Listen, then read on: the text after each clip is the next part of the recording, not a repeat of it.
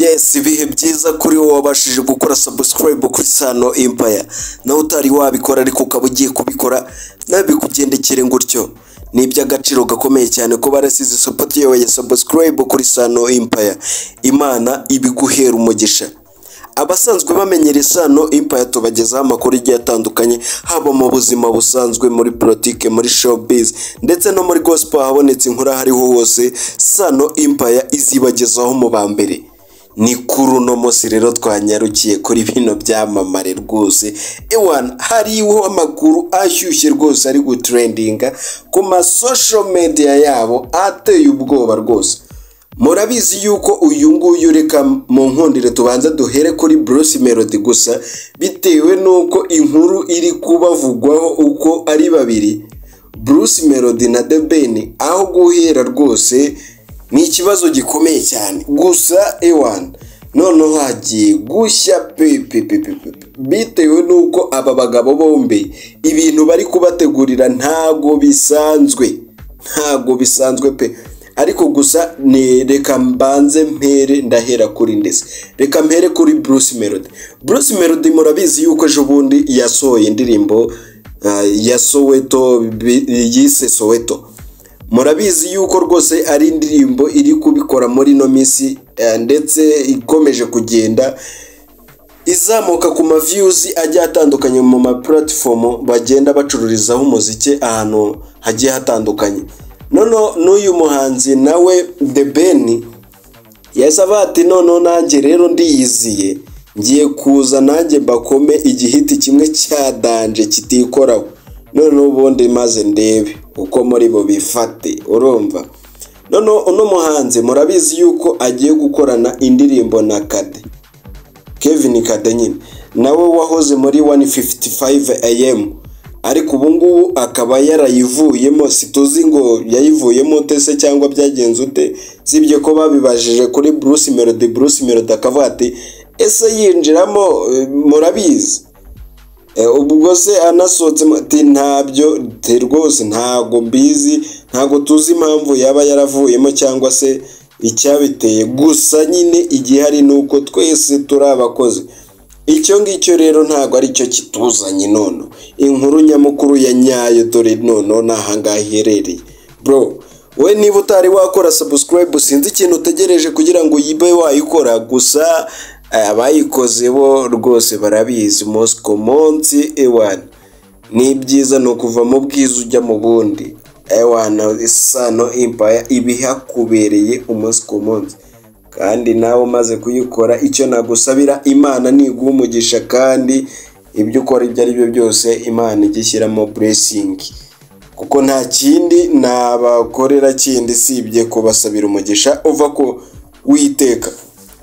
Reka twikomereze rero.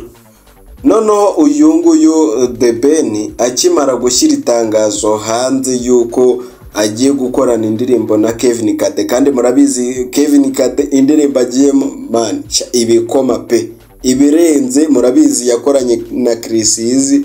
Ewan indirimbo iragenda irafata bya danje.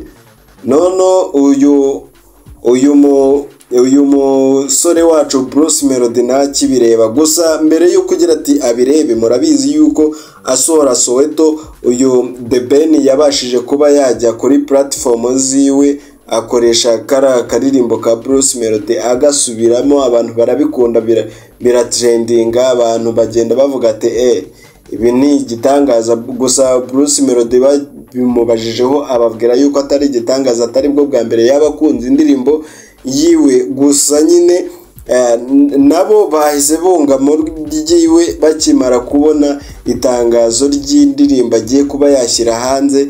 Nabo babishyira ku ma platform yabo hariya muri 155 AM. Ubundi rero nabo bakomeza gutwika kandi bagaragaza yuko babyishimiye.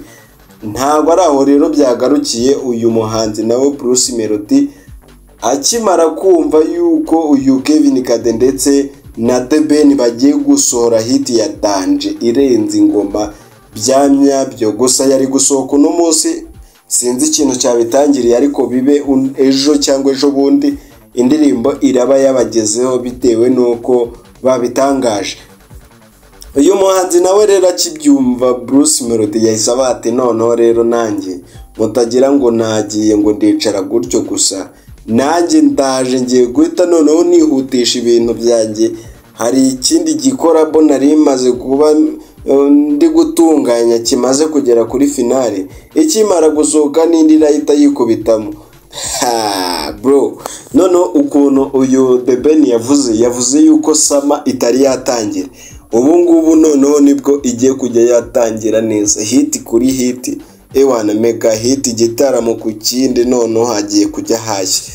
Nizere yuko na babandi bateguraga ibitaramo noneho bagiye kujya bategura ibitaramo. Gusa aba bahanzi koko ni abahanzi banini pe, bitewe nuko murabyibuka yuko hari hashize igihe kinini bose ntawe uri gukora, bose bicaye batuje bari kurya ku yaba yo bakora ibitaramo bya hato na hato bimereye neza, ariko abandi bagiye baza bagashimashimaho ba Kirisizi bakagenda, ntabwo wigeze ufatisha ikibuga.